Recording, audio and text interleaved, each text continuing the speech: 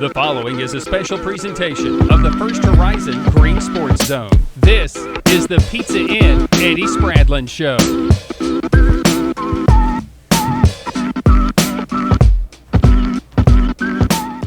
Welcome to First Horizon's Green Sports Zone, and welcome back to this week's edition of the Pizza Inn Eddie Spradlen Show, where we cover everything inside of Burley Stadium with the Greenville Green Devils. We'll recap this past week's big-time marquee matchup in Sevier County with the undefeated Smoky Bears, and we'll preview this upcoming week's matchup here at home with Cherokee in a big-time Region 1 4A matchup. But as always, we need to get a word in from our sponsors first, so stick with us. We'll talk about those marquee games right after this break here on First Horizon's Green Sports Zone.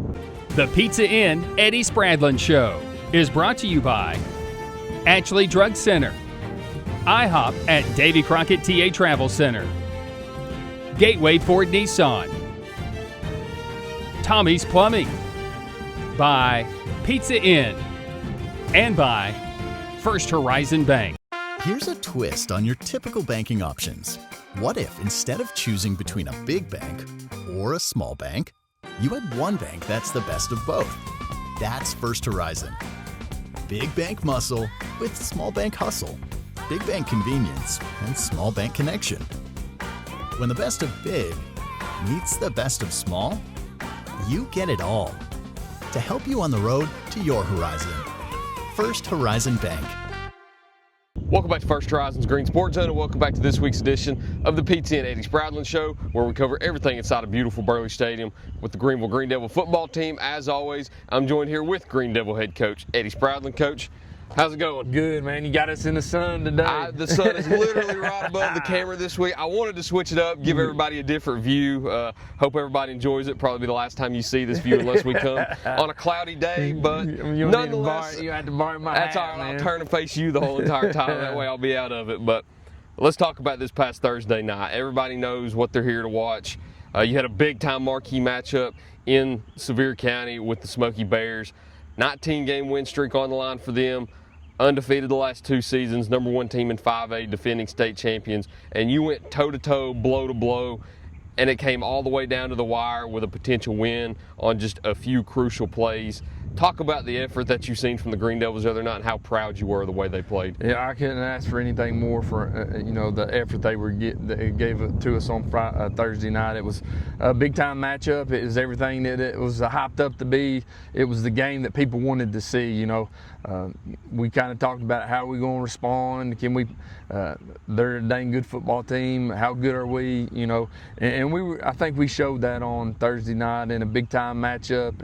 It don't get any bigger. That atmosphere down there, you're right there in the mountains. It's a cool place to play high school football, and it's on a Thursday night. Everybody's eyes on there, and we was worried that lightning was going to get in the area, but it never did. But it turned out to be an unreal high school football game that a lot of people's going to remember for a long time. But wish we'd have come out on the other end. But a couple things that. We talked about it, offensively. Feel like we talked about last week that we had to run the football, and we were able to establish that running game. And then defensively, we had to get turnovers. We were able to get two big picks against him. He threw one interception on the year last year, so we had a chance for another one. We got a big time pass breakup by Jude Dyer. If he could have held on to that one, he would have scored. So that would have been a big play, but it was on a critical fourth down, and we got that stop, which was big too. But really proud of their effort. And the one thing we talked about, they're really good in special teams. That was our third key. Yeah. Me and you talking about before when we were off air, I don't know that we've kicked a field goal all year. That was our first field goal we've kicked all year during when it matters there at the end of the half, and we're kind of slow on it. Just everything with our blocks, when we kicked it, and they were able to block one, and they scooped it and scored, and should have been 17-7 there at the half. Felt like, and it ends up 14-14. Took a little life out of us there to start. We had to get us going, get them going in that second half, but really proud. We played a four-quarter battle and got a little extra football for free. So wish it would have ended the other way, but really proud of those guys' effort. Yeah, the fans got their money's worth with a little extra football after the game with double overtime, and there were a lot of swings in the game like you just mentioned right there. You have a 10-point swing there going into halftime where you should be up 17-7, blocked field goal gets returned for a touchdown, and even if it is blocked, it could still just be the possibility of it being 14-7, but they take it all the way back and tie it right after a huge touchdown play. You're up 14-0, you had the chance to go up 17-7, and you're tied 14-14. What's the MO at halftime there? Because like you said, it sucks the life out of you, and there's no way around it because that's just such a deflating play to watch right before halftime. What's the MO at halftime to be able to get them hyped up to come out in the second half and still play the Green Devil brand of football? You know, I told them they played probably the best half we played all year, especially defensively. You know, defensively, we gave up one play. They beat us on a stop and go. We had out there at the corner, Taryn kind of stumbled, went on the stop and go. It was a great coverage on the stop, and then he released, and the kid had made an unreal diving catch there in the end zone. But you know, gave up that play. I felt like we defended the run really good in that first half. We defended the pass. Like, you get 2 picks against that caliber football team. Really good offensive line, running back, ran the ball really hard. And we gave up that play, and we were able to put 14 points up. Should have been 17, and we really had a chance. If we hadn't been so rushed, we probably could have scored right there. You know, somebody said, "Why don't we call a timeout?" Because we didn't have no timeouts. The scoreboard was wrong, and so we had that one timeout there. Tried to stop the clock to keep that other one, and we just didn't have enough time to get in the end zone there. And but, you know, we had an opportunity. We did what we wanted to, move it down there.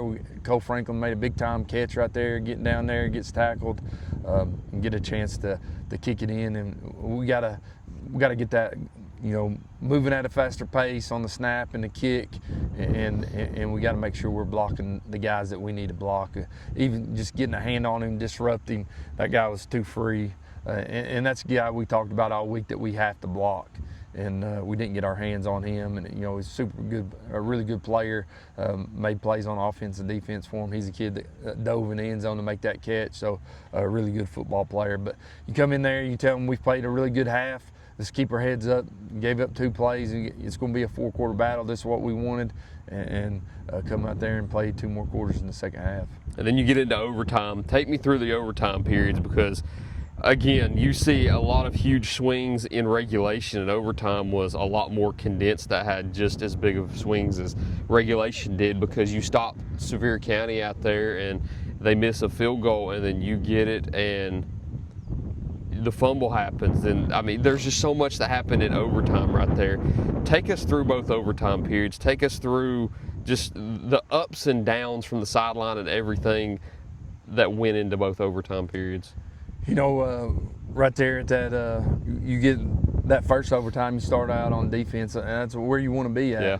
And we're able to, Maddox Bishop made a big time stop there, and when they threw it out there, and, you know, tackle for a loss right there. And the same thing, Justin Chandler, another tackle. Then they try to throw in the end zone.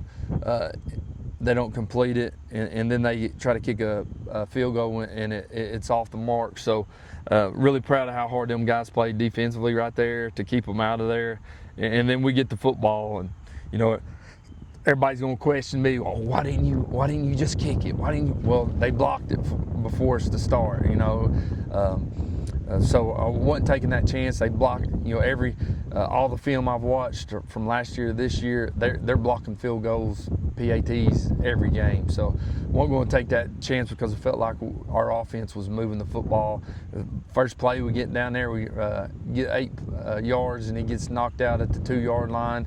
We go in our beef set and we get stopped at the goal line, and then we're under center, and we get in for a touchdown, but they say we're offsides. And then, so they back us up, and then we call a play, and he makes a move, and somebody hits his arm. He's extending it. He's in the end zone right there, and call a fumble. It's not the way you wanted to end the game, but it's just a kid trying to make a play. And you know, we felt like our offensive line, our running backs, quarterbacks, and receivers could lead us in there. That's felt like the best decision. And if we go back and do it again, I wouldn't change anything. put it in those guys' hands, let them make plays, and the kid just making plays, and it just comes out. The kid made plays all night too. Yeah. You look at the stats: 6 of 11 passing for 94 yards and 2 touchdowns, both to Terry Clarity, who of course we'll talk about again in just a second.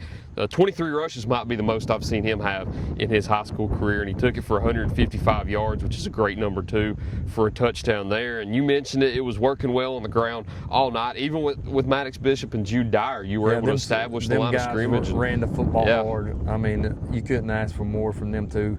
I mean, they're 170 pounds if they're lucky, and they freaking run hard as can be every time they run the football. And it was a lot of yards after contact, hard yards, but proud of how hard they ran the football. Yeah, and then Caden also, like we mentioned, it was one of those games where going into a game like Sevier County, it was like the Upperman game. You knew that he was going to get the brunt of the offense, because a lot of times in high school football, you want to put the ball in your quarterback's hands and let him make the plays, and he was able to do that on Thursday night. I'm sorry, I'm still getting it confused, but you have to you can't ever forget the fumble, but you have to put the fumble aside and still talk about the great night he was able to have on offense, because he was able to produce a total of 249 total yards of your offense. You can't ask more from the kid. Yeah, and hats off to him. Unbelievable guy, playing his butt off right now and being a leader on this football team. You know, them guys up here last night on their own throwing. I get a message. They're up here throwing. I was at Heritage with my son playing baseball yesterday afternoon, and they're up here just working on their own. It says a lot about them, and the reason we've had the success we've had is because of the work those guys are willing to put in. From Sunday to Friday, they're putting work in, and it's showing on the football field. But at the end of the day, I couldn't ask for those guys. Win or lose, I couldn't be any more prouder of this football team right now, how hard they played on Thursday night. And Terry Clarity, I think this is episode 7 now, and this is the 7th segment he's going to get on the show. Man, kid just keeps making plays out there. If he's not earned himself a college scholarship or offers by now, I don't know why, because just big play after big play after big play every week. 2 catches, 48 yards, 2 touchdowns, an interception, a pass breakup. Terrific night from Terry, made big plays to keep you in the game on both offense and defense. Again, how key was his play the other Yeah, night? it's big time. He's making plays all over the field, and he's coming up making tackles on defense. That we don't probably talk about that enough. And when he's making tackles, he's he roughed that receiver up, hit him hard, threw him out of bounds there one time, just getting after him. He plays hard. One thing about Terry, he wants the ball in his hands, and when he gets it, he makes big time plays, and you got to love the way he plays football for sure. And like you said, he's making plays on both sides of the football right now. You go back and watching that film, and he's getting after. We told Zero plays both ways, and he lined up over him a lot of times, and he's just getting after him, blocking. Cole Franklin did a tremendous job out there blocking their big number 6, him and Kane Ricker out there getting after it. Kane had a big time interception on defense as well, but really proud of those guys. And Zay playing really good defense right now. Get the football to him. We try to target him, I think, like 5 times. They're doubling him and sending somebody underneath him. They wasn't going to let us beat him deep. We completed a ball right there on the sideline, and he gets hit and knocked out of bounds before he catches it, and it's not called pass interference. But that's a pretty rough call down the sideline. I don't know if you saw that one, but he goes up and gets the dang ball, and he's hit before he goes up, and it was a really good play, but obviously it was out of bounds right there. But continues to make big time plays. And you mentioned the interception from Kane Ricker. While we're on the topic of Terran's defense, we'll go on to the topic of defense itself, because another interception by Kane Ricker. I think he's had, I don't know how many up to this date now, but it feels like every week or every other week we're talking about an interception from him on defense. He's able to read the routes, get there, and pick them off. You're not seeing him a whole lot on offense, but he's making up for it on defense with his interceptions. What is working well for him on defense? We felt like we had a really good scheme defensive wise, and we always talk about those guys that are dang good baseball players, really good in the secondary, because they can track the football and go get it when it's in the air, and that's what he's doing. He's going to get it, and he's in the right position that he's coached to be, and it's paying off for us. He makes that big interception interception, and Taryn makes a big one down there on, when they're in the red zone. But really proud of how hard we're playing defensively. Really a lot of hats off to the coaches on both sides of the ball, but those defensive coaches, like we've talked about all year, we're young, inexperienced, and we just continue to get better each week with that group. And it's probably the best performance we've played defensively all year. Really proud of that group. Jack Lister's playing, he's all over the field making a lot of tackles. 6 Justin tackles, Chandler 3 continues assists, to get better. And you got 2 big-time defensive tackles in Zorian and Bishop. And I've got to make sure I brag on Caden Hershey. He's really playing good football in there as well at D-tackle, rotating in with those guys, playing really good there. And you talk about Jack and Justin. Jack Lister, 6 tackles, 3 assists, 2 tackles for loss. Almost the same exact stat line from Justin Chandler, 6 tackles, 2 assists, and 1 tackle for loss. But Maddox Bishop, man, what a night from him. You've seen him running the ball, but defensively, 9 tackles, 3 assists, and a tackle for loss. 9 solos might be the most that I've seen out of a Greenville player so far this year in your 6 games. And, I mean, my goodness, what a game from him to be able to show up when the lights shine the brightest. Yeah, he's a true baller for sure. And, he's tough as he can be. Like you talked about, he's 170 pounds. If he's lucky, he's in there pounding and running the football hard. Then he's not going to take a play off and plays every down on defense. Really proud of him and his effort that he's showing. Continues to lead us on offense and defense. Really proud of him. And then the last one I'll talk about too, Sam Gorley. We talked about him last week with PATs and felt like he didn't get enough love this year for all the PATs and the points that he's accumulated so far this year. But this was the first game where he really had to step out on the field and kick field goals in a big-time game like that. And it's another topic like we talked about with Caden. You have to kind of forget about the blocked field goal for a minute and look at the balls that he did put in the air. And he was perfect the other night, 3 for 3 on extra points. And then he had a 37-yarder and a 23-yarder, one in the second half and then one in overtime to put you ahead 27-24. Talk about him kicking on Thursday night and how he performed in his first test out there. Last week we were out here and he kicks a dang 60-yard field goal. You're right. During practice. And big week from Sam. He continues to get better. We got a lot of confidence in him. Obviously, we've not gotten up position where we've had to kick a field goal this year. We've been in a position that the only time we've only punted, I think, 3 times or 2 times up to this earlier in the year, and one time just because I was pissed off, and we try to get them guys motivated in a region game that we could have went for it, but I just wanted to get their attention a little, so we punted right there. But we've not been stopped offensively or been in a position to, and the other night, for him to step in that type environment and make those kicks, it really shows what in big time games that we can depend on him to make plays for us. Stepping back into Region 1 4A play this week now, you're coming back home to Burley Stadium. You've got Cherokee coming up, who is going to be a test. You look at the records, both 5-1 on the year. It's going to be a big-time matchup here inside of Burley Stadium. We'll talk about that a little bit more in the second half, though, so stay tuned. We'll talk about that matchup here on Friday night in Burley Stadium right after this break here on First Horizons Green Sports Zone. Here's a twist on your typical banking options. What if, instead of choosing between a big bank or a small bank, you had one bank that's the best of both? That's First Horizon. Big bank muscle with small bank hustle. Big bank convenience and small bank connection. When the best of big meets the best of small, you get it all. To help you on the road to your horizon.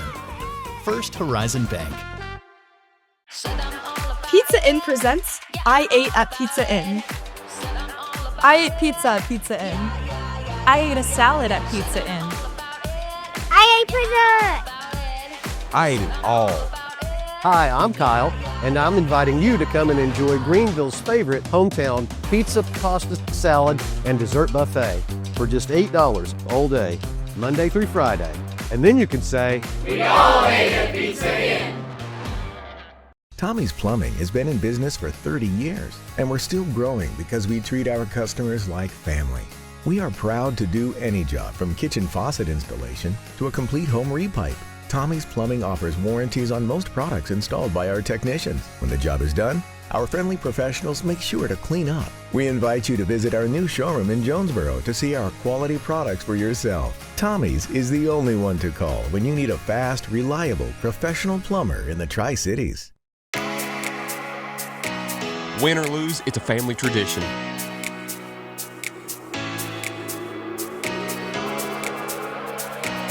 24-hour hot breakfast, cold drinks, and a table big enough for the whole team, or just your team.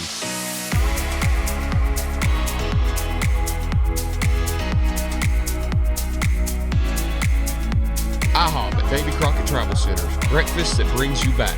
Open 24/7 right off I-81, exit 36. Welcome back to First Horizons Green Sports Zone, and welcome back to this week's edition of the Pizza and Eddie Spradlen Show, where we cover everything inside of Burley Stadium with the Green Devil football team. As always, I'm joined here with Greenville head coach Eddie Spradlen. I don't think I'm ready yet. We've been out here for a while now. The sun's still shining bright, not a single cloud up there in the sky near it. So Mother Nature's not doing us any favors, but I'm not doing myself any favors either. But the lights will shine bright here at Burley Stadium again on Friday night. You've got Cherokee coming into town. Big Region 1 4A matchup. It'll be quite the test, as I mentioned before the break. A little homecoming too, you better add that. Okay, so homecoming special night here in Burley Stadium. So I'll say it early this time. If you plan on coming, here just a little earlier. Homecoming draws a bigger crowd. Mom, dad, grandma, grandpa always come out. So get here early. If you don't get here early, hopefully you get a seat, because some of them will leave afterwards. But as always, we'll say early in the show, get here early and get a seat, or you'll be parking down at the McDonald's. But you got Cherokee coming in, high-powered offense, good quarterback, good running back, big O-line, good receivers. Talk to me about what they pose, or what kind of threat they pose on Friday night. You know, they're scoring a lot of points. Returning quarterback from last year, a really good player. You know, he got some conference awards last year, I think, and you know, he's a kid that runs the football really good and also throws it good, so it'll be a good challenge. They got a really good receiver, running back's explosive, got really good speed. You know, you watch him on film, take it to the distance. Went and watched them and Seymour play the other night, and he took a couple long runs to the house. So be another big challenge for us defensively. And it's not a game that you can just show up to either. You're gonna better show up and be ready to go. It'll be a game with two big-time, powerful offenses. You mentioned that they're gonna give you a lot of fits on defense. What kind of fits are they going to give you on offense? What are they going to present defensively and try to do to stop the Green Devil offense? You know, they're going to try. They play a lot of man coverage. They're going to have 4 guys in a box on the D line all the time. 2 linebackers stay in there regardless. So try to probably man us up, play some different zone stuff. So we got to be able to spread the football out and continue to do what we've been doing on offense. And of course, the last 2 weeks you've had 2 really good quarterbacks that have prepared you for this. Of course, we talked about Sullivan East preparing you for Sevier County, and Sevier County may be the best quarterback you see all year. So seeing another good quarterback in Cherokee that likes to sling the ball a little bit, how well does that help your secondary know that after the last 2 weeks and how they've played, they're going to see another quarterback that likes to sling the rock? Yeah, you can't fall asleep on this one, because he'll make you look bad for sure. You know, they're scoring a lot of points all year. You know, but we've continued to get a little better each week in the secondary and in our pass defense with our linebackers. So really proud of where we're at right now, but it's still got room for improvement for sure. And as always, too, when you take the field on Friday night for another big Region 1 4A matchup with Cherokee, what are your 3 keys to the game that you're going to need to carry out in order to get that win? First one, you better not show up hungover from Sevier County. You got to put that behind us. You know, we're going to go down there and play a JV game today, but otherwise, you know, we're starting to work on Cherokee today and put that, you know, I couldn't be asked for anything else. We're going to talk about the great efforts that were played on Thursday night and move on from it, and then get ready for a big-time region matchup. But you can't go down there just hungover because you got beat in a big non-conference game. So that's key number 1. And key number 2, defense, we got to get pressure on the quarterback. We got to rally to the ball, and we got to be able to stop that run too, because the running back runs the football really well. So, and then third, we got to continue to do what we do offensively. We've been able to throw the football really good and run the football. We got to be able to do both of them in a key region matchup. And I'm going to add a 4th one. We got to continue to get better at special teams. Now, we've improved, trying to get a lot of guys in on that, but we got to continue to get better on that. As always, too, we mention it every time we have a game here at Burley Stadium. We've already mentioned it once. Get here early if you plan to come on Friday night for a homecoming matchup against Cherokee here in Burley Stadium. It'll be a big-time Region 1 4A matchup that will most definitely shake things up in the postseason seeding, but unless there's anything else you have to add, Coach, I believe that's all I got for you. Appreciate it, man. Go Devils. Yes, sir. I'm going to get out of the sun now and go sit in the AC a little bit. But that's all we've got for you this week. Thank you for watching this week's edition of First Horizon Green Sports Zone's Pizza and Eddie Spradlen Show. Look forward to seeing you next time.